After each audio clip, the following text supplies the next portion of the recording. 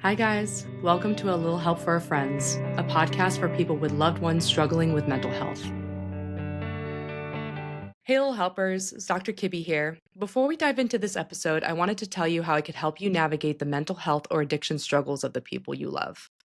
Cool of Mine is the online coaching platform and community that I built to support you in the moment when you need it the most, like having hard conversations, asserting your needs, or setting boundaries. Even if you're just curious and want to chat about it, book a free call with me by going to the link in the show notes or going to coolamind.com, KULAMIND.com, and click Get Started. Thank you and enjoy the show. Welcome back, little helpers. We have a really exciting guest today. Her name is Dr. Elsa Friis. We actually went to grad school together. So we were in the same cohort in grad school, the three of us. And she's here to talk to us about how parents can talk to their preteens and kids about sex and other super uncomfortable taboo topics. But we're really excited to have her. She's a licensed clinical psychologist and a career has focused on how to use technology to expand access to family-based support.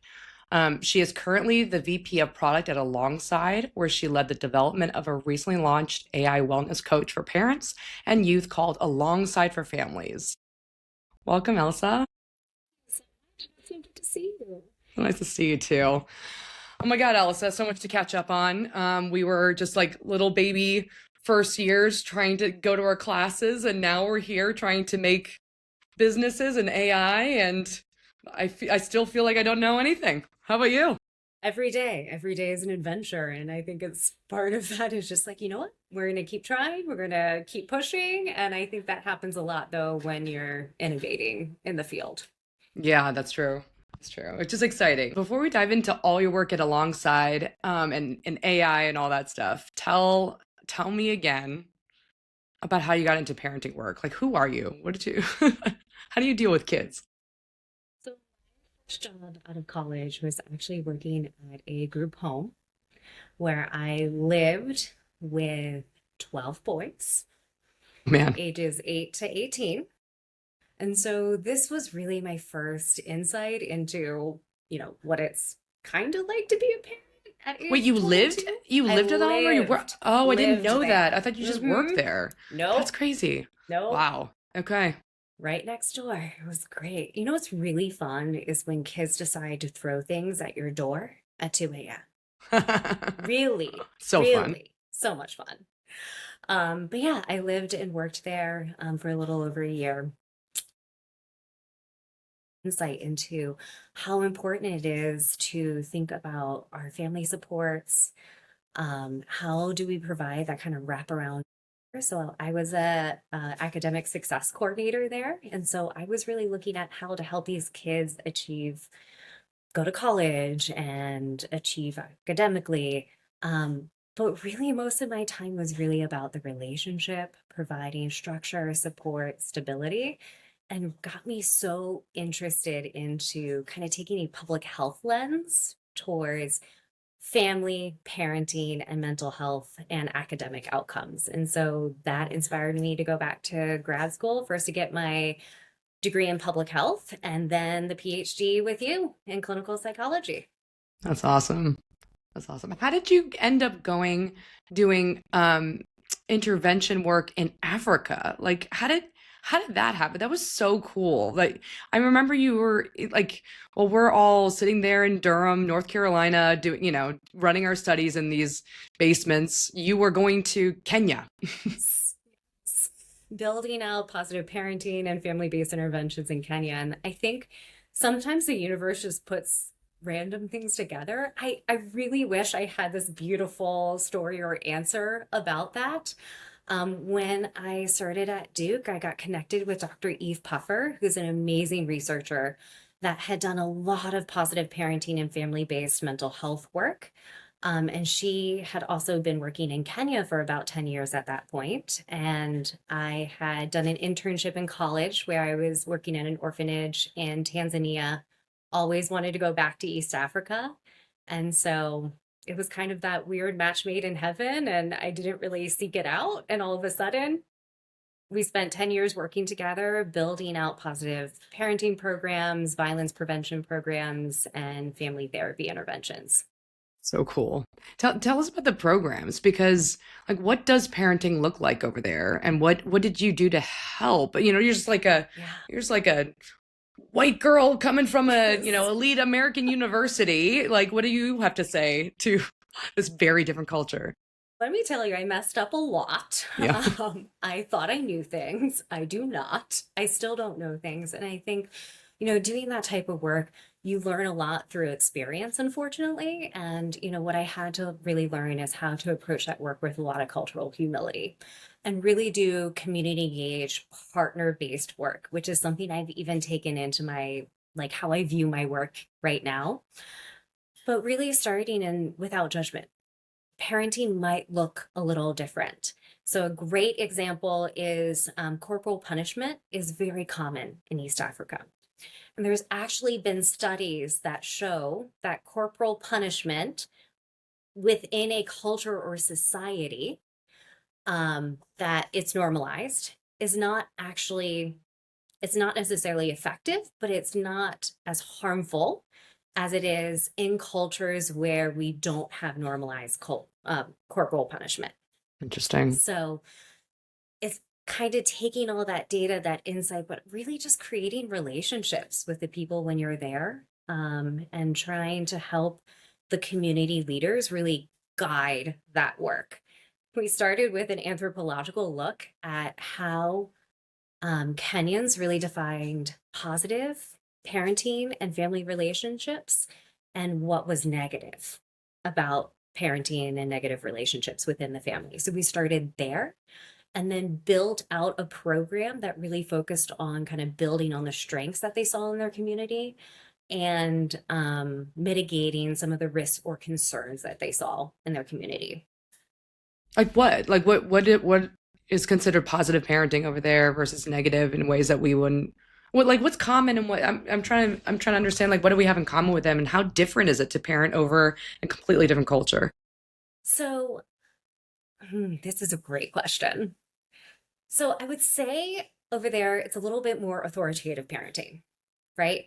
So, how you show respect is a little bit different than how probably we would define showing respect as a child to a parent. Things that are the same, we love, we get hurt, we want to feel connection, right?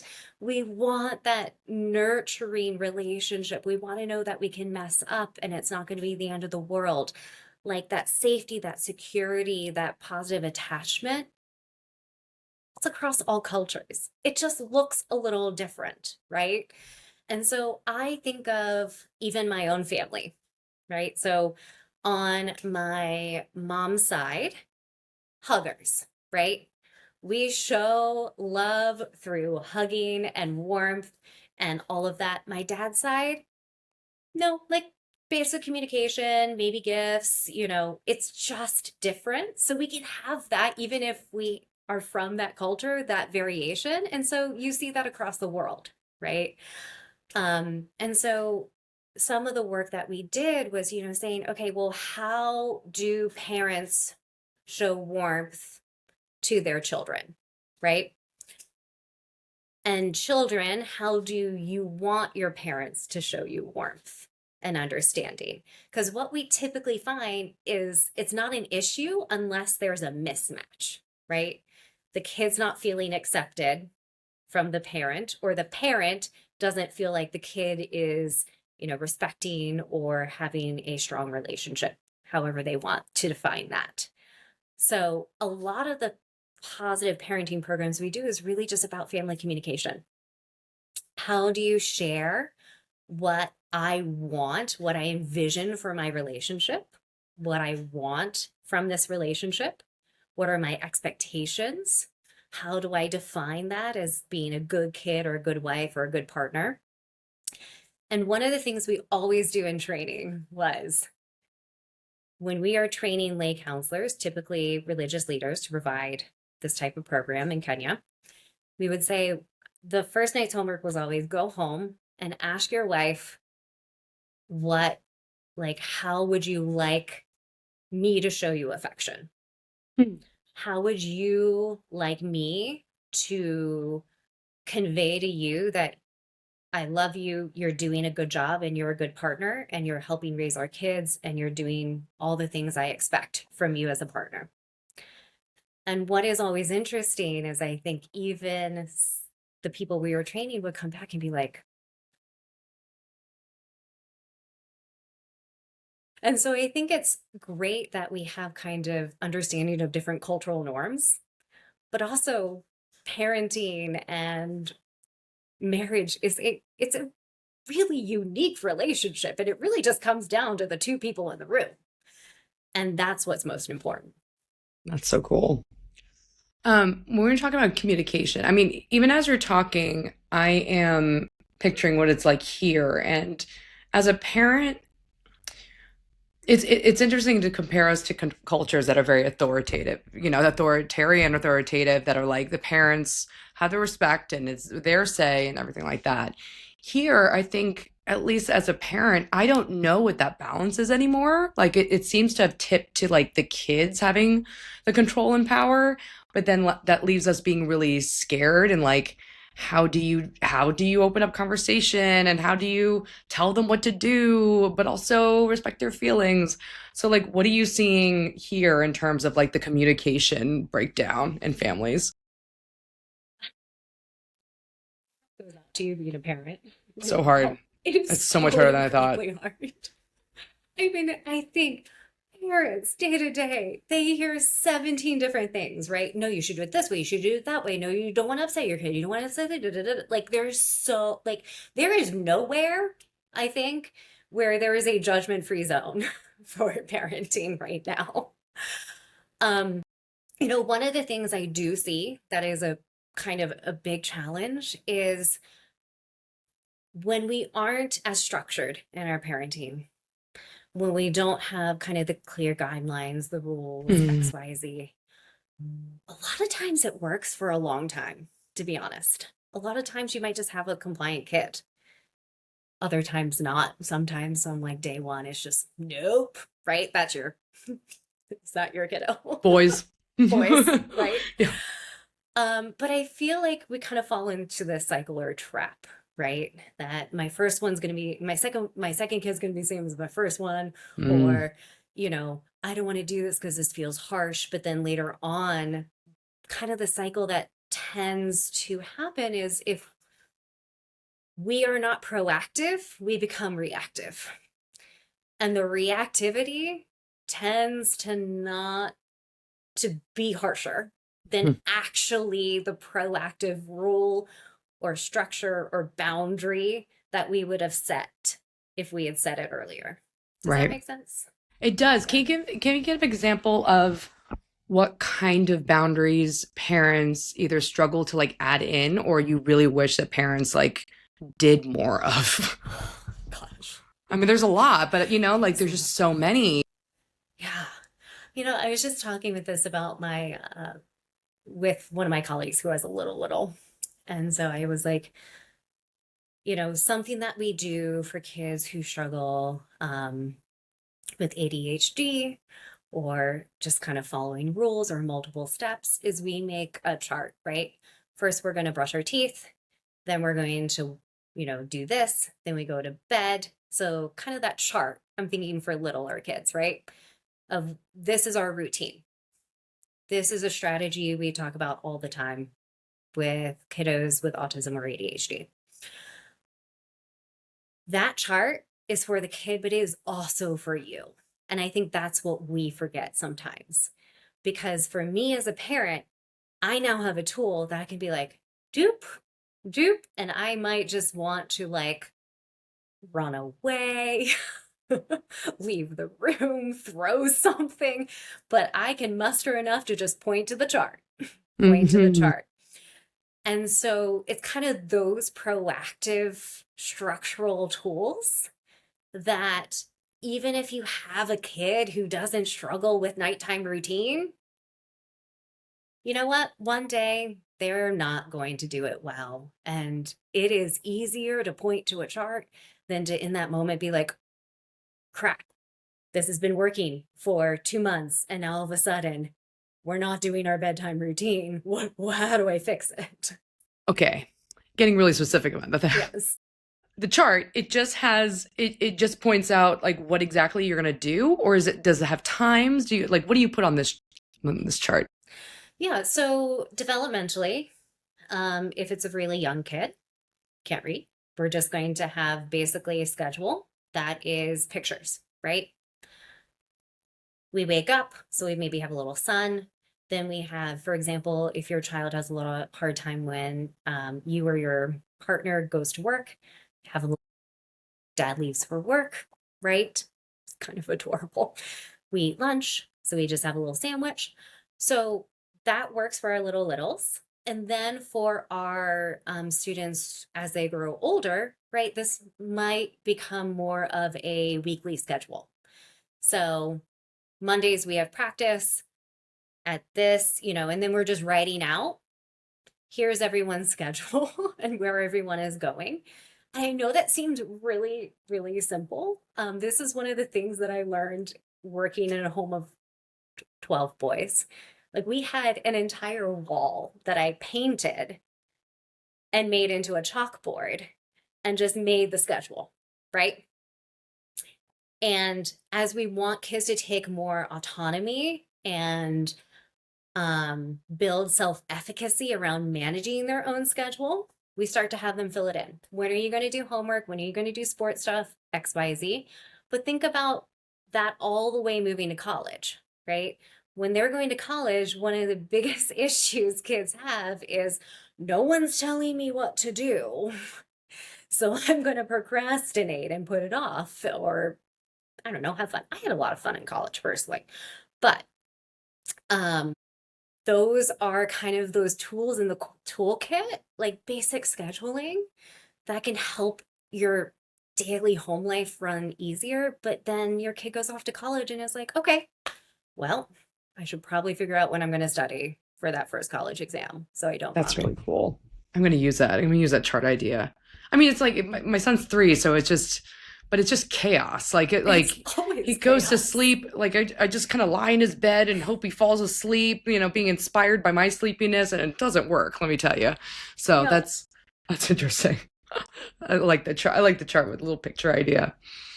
Um, I'm terrified of having to. I don't have to deal with this yet, but you have to get into the area of preteens and adolescents who are like, I mean, even the thought about them going into puberty was already terrifying enough. But then you have like the world of porn and all the internet on their phones. If they have phones, I don't even know. But like how you were you were saying before about how parents have a hard time talking to their kids about these topics like sex. What at this age in time, like what do you do? So, some of the most recent data shows that kids are exposed to sex porn on the internet as young as 5 years old, right? I know, 5 to 7 years old. It's terrifying. So, one, I mean, first and foremost, I just have to say, please watch what your kids are watching. And it's impossible, but it's impossible. Like, it is impossible. It's impossible because they go over to a friend's house, even as littles, right? As a 6 year old, you're going over to a friend's house who has an older brother who has a phone who's, showing them whatever. So it happens. And I think step one is accepting that that is the reality. We can't just hide our head in the sand and say, my kid isn't going to be exposed to things I don't want them to see on the internet. Um, so my funny story around this is when I was working at the boys' home in Baltimore, I had one of the kids accidentally texted me a sexually explicit photo he meant for his girlfriend. And so I'm like laying there, and he's literally, I slept up on the same floor as the other boys, and I was like, oh Lord, this is not good. But it brought up the reality that this 14-year-old was probably having sex, and I'm the one who needs to talk to him about it. So, God. we don't always have the luxury of being forced into this. I think that was a good, like, rip the band-aid off. So some of my tips are one, when we avoid topics, we are communicating to kids that it's not okay to talk about it and it's taboo, right? So even if we start to say, you know, you might be exposed to some of this stuff, this is for adults or whatever really aligns with your personal family values, even simply saying out loud that you might be interested in this, or you might see something about sex, or you might, be exposed to it, your friends might show you, um, sends the communication that it's okay to talk about it if I have questions or concerns, right? So How do you bring that up? That's so awkward. It'd be like, hey, have you sent any dick pics lately? I mean, how do you start that conversation with your kid? literally, you just have to. I wish I had it. It's going to be awkward. I mean, parenting is a lot of doing things that, like, this is awkward and weird and hard. And so, I have some families who give kids books, right? Especially going through puberty. I have families who are just going to say it awkwardly, writing notes to each other. One of my favorite things that I've seen done is actually like sharing kind of this like journal to myself, to journal to my younger self, right? When I was your age, I started feeling this about boys, girls. I didn't know who to ask.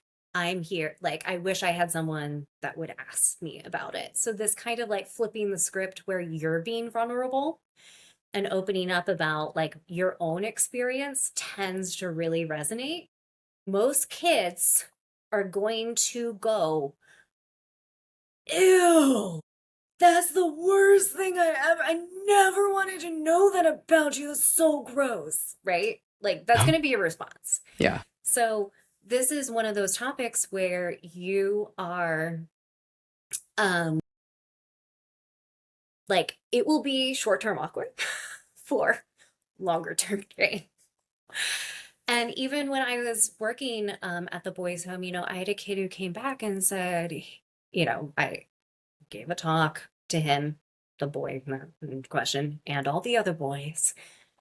I made sure it was very clear you could talk with me about it. Something that we did was, we kind of had a ritual where Fridays was we went to Rita's ice cream, and Rita's ice cream time was like awkward conversation time. So have your ice cream, have a treat, make it as pleasant as you can, get them out of the house, like make the setting as good as possible.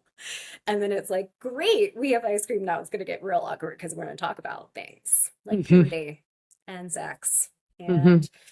But I had a kid come back later and be like, I really appreciated that. Like, it was, this was 10 years later, but you might get that as a parent. It just is a lot of delayed gratification.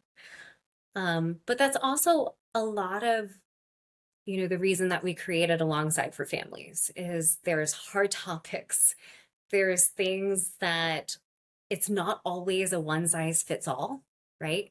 How you talk, especially about sex, like talking about sex, it's so personal to your beliefs, your values, your end goal of what you want your child, how you want your child to think about it, engage in it, not engage in it, grow up, to get married, not married. So individual. And so, one of the things we do in Alongside Her Families is help parents come up with those scripts for awkward moments, right? And it can be like, here's what I want to say. How do I say it? And so we help kind of craft the way that you want to approach it, what you want to say, and we'll even role play it with you to help you feel more comfortable. And I always say, don't ever expect to do anything hard without feeling sweating a little and feeling a little awkward. You're It's not always going to be easy at the end of the day. It's awesome. Tell us about Alongside because you have this unique perspective into parenting and kids because now you're serving like thousands and thousands of them. So tell us like what alongside is and like what what does it give you a window into these days? So Alongside was created a little over 3 years ago. And for the past 3 years, we've been working predominantly with schools and educators to provide kind of that tier 1 first line wellness support through schools. And so through that, we have had the opportunity to work with um, hundreds of thousands of kids, which is so incredibly Crazy. exciting. And so our goal at Alongside is we use a tiny bit of AI magic to help guide conversations around building skills for academics, for friendships and social relationships, for getting better sleep and actually getting off your phone. And it's basically, if you want to think about it, as kind of like taking our old therapy worksheets and having it delivered in a really interactive way. It's the best way to describe it.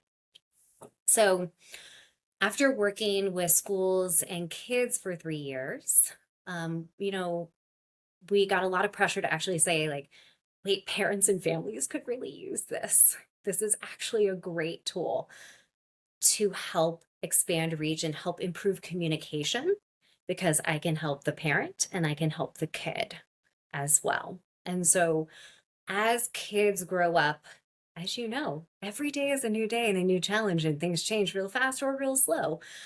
Kind of depends. It's always the things you want to change faster that just, linger, right?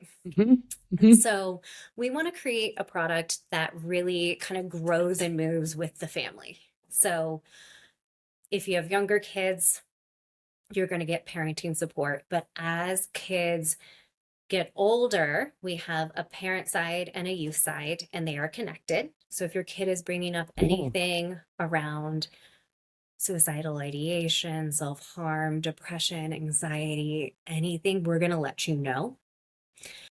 But otherwise, they have a little bit of that private space to kind of figure out things on their own. Because what we hear from kids as they grow older and enter into their teenage years, they don't want to hear it from parents, sadly, right? And unfortunately, developmentally, that is normal. It is the most annoying thing as a parent because one moment you have a kid who's listening to you and thinks you're the best thing since sliced bread, and the next minute you have someone who's like, "You're dumb. I don't want to listen." And they can literally hear it from anyone but you. And so we want to provide is, kind of that safe space for kids to explore, to talk things out. We surface high level summaries of what the kid is talking about. We immediately alert you if there's a big issue. And then, for example, if they're talking about, stress for studying for an exam, we're going to let you know as a parent. And then the parent coach side is going to actually give you tips on how to support your whatever your kid is talking about. So, how to do that study plan or how to make new friends if they're feeling isolated. That's really cool. That's really, really cool. I love that. Ooh, that's awesome. What do you find that parents or kids like to talk about the most? Like what is the common topic of like, oh, kids are like wanting their parents to know or what goes on in the app?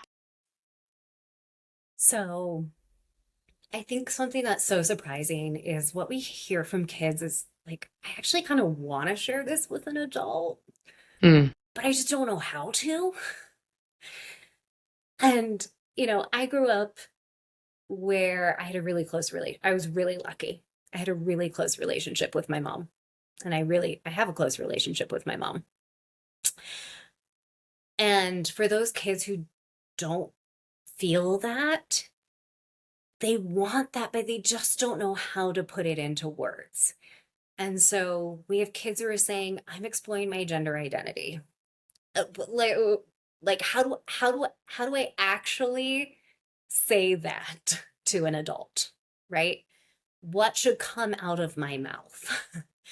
And so sometimes where we are really coming in to support them is we use a little bit of AI magic. When they are super stuck, we say, hey, why don't I just summarize this to you? And you can just click a button and it'll just text your parent, right? Ooh, cool. Yeah. So when kids are really stuck, we make it real simple.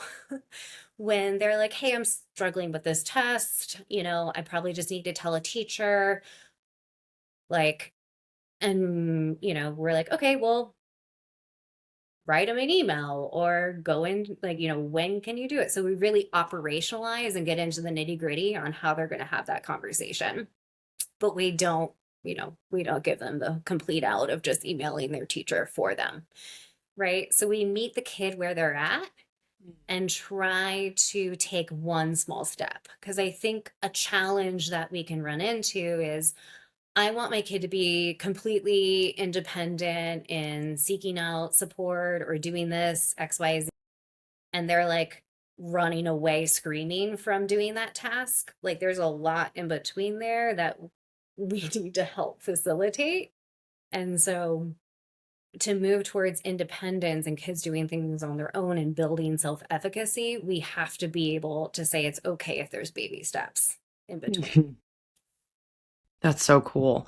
How do you deal with, I mean, when you're saying gender identity, it made me think of sex and so many of those topics. How do you deal with, like, if you're an app across the country and you have all these different beliefs about sex, premarital sex, about, let's say, like abortion, about dating, right? Like, how do you coach kids or parents through those conversations, knowing that there's a lot of different family values going on? So in schools, we have to abide by certain regulations and state regulations. And so honestly, there are different versions of the app based on the state that you use it in. Wow. Yeah.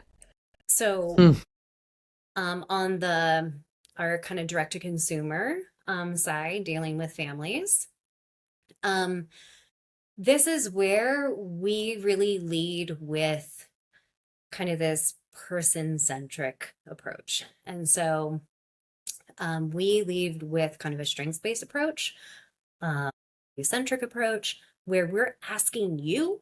We don't give advice. Like it's not GPT where you're just typing in, how do I do this? Mm. So even if I go in right now and I say, how do I talk to my kid about sex? Right?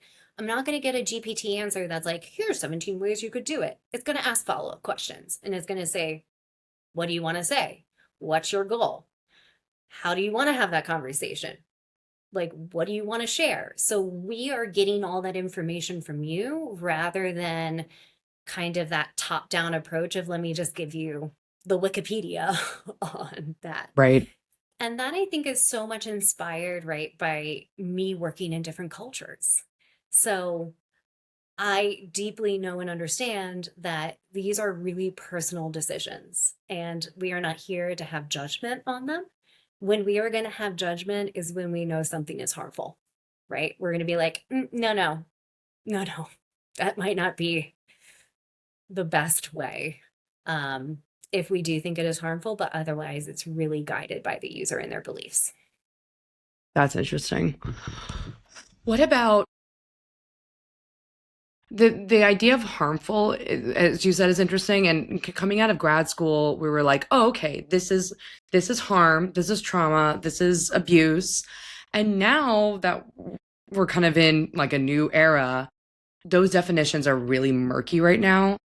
For example, like, how do you deal with, I feel like just basic disagreements or not seeing eye to eye can be described as harmful because it's hurtful to people, right? It's like if my mom doesn't understand, or my kid is not listening to me, like, this is dangerous, right? Like they're getting out of control. How do you deal with like really big differences in opinion, or um I would say emotional behavior that could be abusive? Like, what do you do with that?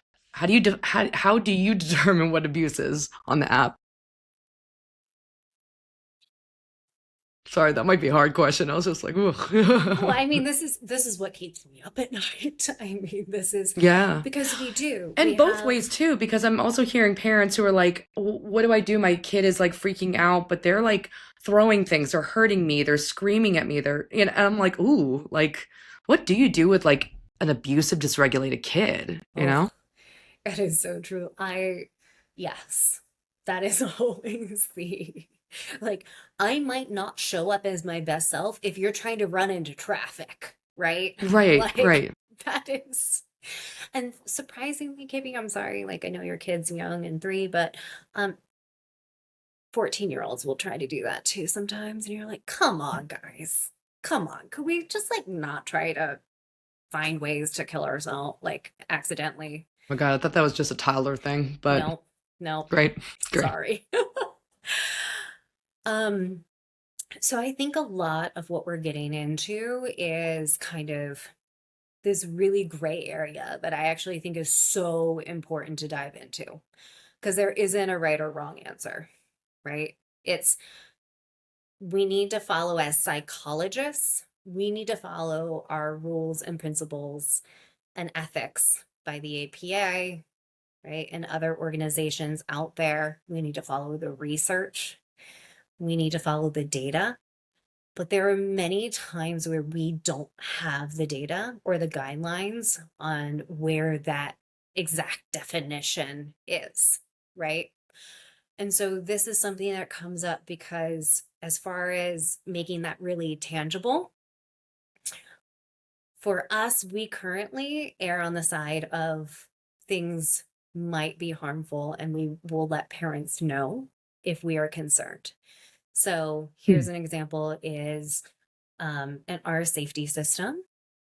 If a kid just talks about, you know, I'm really having really, really dark thoughts, I'm listening to like this song and it's making me feel this way and I'm wondering about the end, like the kid could just be in a moody like a mood and listening to some great music that I personally love to listen to growing up, and like that could be perfectly developmentally normal, but we're still going to alert the parent and say, hey, like, just checking in. This could be normal. This could be actually a fine coping mechanism. I know so many teens love to listen to like dark, angry music when they're upset, right? It kind of helps you self regulate. It feels very validating.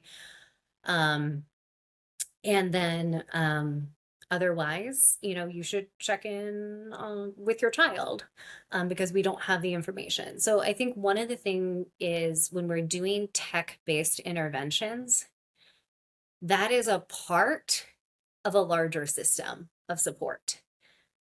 I don't ever think that the tech should be completely alone. So for me, it's about how do we build a product or how do we navigate this and trying to connect you to those in-person resources or that second layer of support or a different support so that it's never just one place you're going to for support, one piece of advice that you're getting, um, or one perspective that you're getting. Yeah, yeah, I think that makes sense. Um, God, I was even just let's say you're mentioning if they're having like self-harm or this kind of dangerous behavior, but what about like kids who go, okay, I might be having sex or exploring it or seeing porn, but if I tell my parent or my parent gets any wind that this is happening, they're going to freak out. They're going to shut off everything. They're going to punish me. So what do you do in those like with those taboo topics that might actually like flare up problems? Like what do you keep that private for the kid? Do you what do you do? Yeah, so that actually kind of goes back to some state-based rules. There are state-based mandates, right? Oh. On if a kid is a certain age and having sex with a different age, we need to alert because that is actually in some states considered abuse or rape. Even if it is consensual per the letter of the law, that is an inappropriate sexual relationship. Um, and then a lot of times what we are going to do is So think about this when you've had someone coming into therapy who says that to you. How would you respond in a therapy context? God, like don't tell your parent. Don't do it. Just and stop it. Just stop Stop it. it. Yeah, I mean, I guess it's I guess if it was the kid, I mean, for either one, it's tough. Like with the kid, it's like, let's talk about like how to tell them and what would be the benefit and like and I don't know, but it's tough if like the kid is doing something dangerous. They know that if they tell the parent's going to freak out. And so I don't know at either side because the parents are like, "Oh, we want to yes, I want to talk about everything." But like the reality is if they say if like my 13-year-old son was like, "I'm having sex," I'm going to be like, "Oh my God," you know? So, and I'm thinking like as a therapist I would do one thing, but as a parent, I don't know. So I kind of bring that up because this is not a new issue. We've we've had people, parents, like your friends' parents who might have told this, or your coach, your teacher, your counselor, the social worker, your therapist, right? Adults are actually constantly put in that weird position. And so this is not something that's exclusively a challenge when you move to like a tech-based support, right? So the challenge is real and everyone is going to have slightly different opinions. Number one, we're always going to assess and say like, okay, so your parents mad about it. Are they going to hurt you or are they just going to be pissed? Right? Mhm. Because if some child is worried that, their parent is going to beat them, then that is a very different situation than my parent is going to be ashamed. It is okay for parents to get upset at kids, and kids, it is okay to feel ashamed. And that is something I think is missing in a lot of our parenting. Relationships suck sometimes. Like they really do. Like I don't know how else to say it. And so what we're going to try to do is say, you know what? You kind of have some options here. Going to tell like if it's bad enough, we got to tell your parent, right? If you're in danger, we got to tell your parent. How do we tell them? Do you want to take that responsibility or do you want us to take that responsibility? And so something that we've seen is around 80% of the time in the app, if you present it as, I want you to go talk to your parent about this versus like, this is going to get sent. We send it anyway, but it's a little secret. If it's dangerous, we have to. But it's about getting a little bit of buy-in for the kid to say, I might have some ownership, right? Over this. How do we talk about it? Great. Let's role play that conversation. So in therapy, this is much easier when the person's in front of you. Moving to a digital format, it's really challenging and it's not always perfect, to be honest. So you have to kind of have a hierarchy. Is child safety more important than them being pissed? And this is where, something like an off the shelf, like GPT, Claude, they're always going to capitulate to, well, I don't want to do that because that's scary. And that's where the difference is, right? Is, yeah, it is going to be a hard conversation. And the parent is going to get alerted. If it is a safety concern, they're going to get alerted. But what can we do to kind of help in that process and help the kid feel ownership over sharing that? That's super cool. That's really cool. What what do you guys dream of with this? With like alongside or even just in general your work with families is if there's like a dream of gosh, I wish I could wave a magic wand and that like parents do more of this or families do more of that. What do you think is the thing that you would want? I can go to so many outcomes, but what it goes back to is kind of that communication, right? I hope that this is actually like a digital tool for in-person communication that actually leads to tangible, like in the real life sense of relief. Because I think back, um, I think back to some of the things that could be like so silly that I look back on that felt like so big when I was working back in Baltimore with kids. Like I couldn't get this one kid to like put on a seatbelt for the life of me. And I was like, we're gonna get I can't like and he said he would, and then he'd like unclick it very quietly. And I just like remembering that right now is making me kind of sweat because it's that like visceral, like, I don't know what to do. And this is like a seatbelt. Like, we aren't even at to hard topics about like school or sex or what you want to do with your life and career and like all that stuff. Like, this is those little things I really hope we can help parents feel more empowered about. And then on the kid side, I hope that we are helping to do that kind of two-way communication, but also for them to really start to build that their own self-efficacy, their own sense of empowerment, that life is hard. Socially, kids are really struggling right now. So if we can have any kind of impact on helping them make those real world connections or feeling a little bit more prepared or a little less anxious about the hard things that life throws at us, like that's what I really hope for. That'd be awesome. Wait, are kids even having sex? Like as we were talking, I was like, yeah, I mean, we are dealing with kids who like are in COVID who like don't, we're getting rates of like they're not having sex, they're not doing drugs, they're not driving as much. Thank goodness for all of it, but also like is like secret sex a problem or what's wrong with kids? Really? Okay, well, So, that's a problem. I mean, I would say that, I mean, I don't have the exact quantifiable numbers. I think some of the more severe things that we have helped kids with.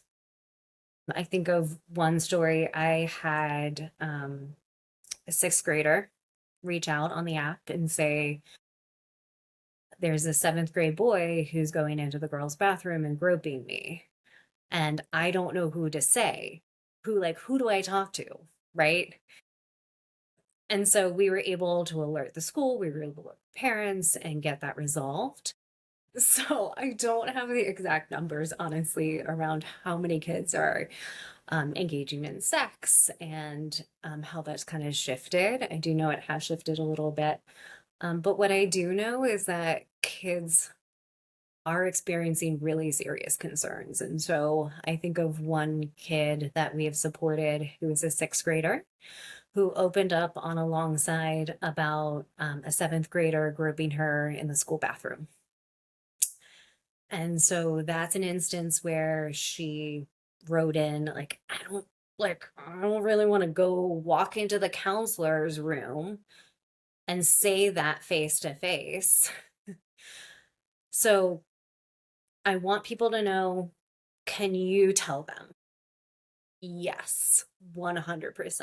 And so That's that cool. was an instance where immediately we're alerting the school counseling team. They're letting the parents know, they're ensuring this kid is safe. They investigated. They had multiple kids who were being harassed sexually by this other student. And we're able to remove the kid from school, and he's actually been charged by the police. Wow. Wow, but that's such a powerful case of like what you guys can do and what technology can do. Like I think that there's so much stuff about how technology or apps or whatever are like bad or like there's a lot of distrust, but it's interesting to hear that this is a really good use case for how it could be helpful, whereas like a kid doesn't know, like wants to get help, but they don't know where to turn. Wow. Is I want to tell someone, I know this is wrong, or I know that I'm like having some scary thoughts about harming myself or someone else, but like, how do I put that into words? And I know that we live in a tech enabled world, but even when we didn't have tech, it was still hard to go face to face to a person and be like, hi, I just want to let you know that this is happening over here, Right. or I feel this way. That is a human thing. And so if we can use tech for good in that instance as an on-ramp to getting them the support, then I am all for it, because I truly don't think that um if we didn't have the tech, we've tried really hard to make other ways, in person ways, for that easier. And it is hard. It is hard. Amazing. Where can people find alongside or you or any resources to help talk about the naughty topics? The naughty topics, you bet. So, you can find us alongside for families is available on the App Store. You can also check out our website, which is alongside.care/family. And we are also offering a promotional 30 days free. And so we'll put that info in the podcast notes. Yeah, we'll put everything in the Perfect. podcast notes. So thank you so much, Elsa. This is such a good conversation, and it's so cool to hear what you guys are doing alongside. I didn't realize that this was the how it was working, and that's so cool. You're awesome. Love it. So good to catch up. All right, little helpers, if you want to secretly tell someone in your life about a topic or, want to open up conversation, send one of these episodes to your friend or loved ones, and leave a 5-star review on Apple Podcasts and Spotify. And we'll see you next week. By accessing this podcast, you acknowledge that the host of this podcast makes no warranty, guarantee, or representation as to the accuracy or sufficiency of information featured in this podcast. The information, opinions, and recommendations presented in this podcast are for general information purposes only, and any reliance on the information provided in this podcast is done at your own risk. This podcast and any and all content or services available on or through this podcast are provided for general, non-commercial, informational purposes only, and do not constitute the practice of any medical or any professional judgment, advice, diagnosis, or treatment, and should not be considered or used as a substitute for the independent professional judgment, advice, diagnosis, or treatment of a duly licensed and qualified healthcare provider. In case of a medical emergency, you should immediately call 911. The host does not endorse, approve, recommend, or certify any information, product, process, service, or organization presented or mentioned in this podcast. And information from this podcast should not be referenced in any way to imply such approval or endorsement. Thank you.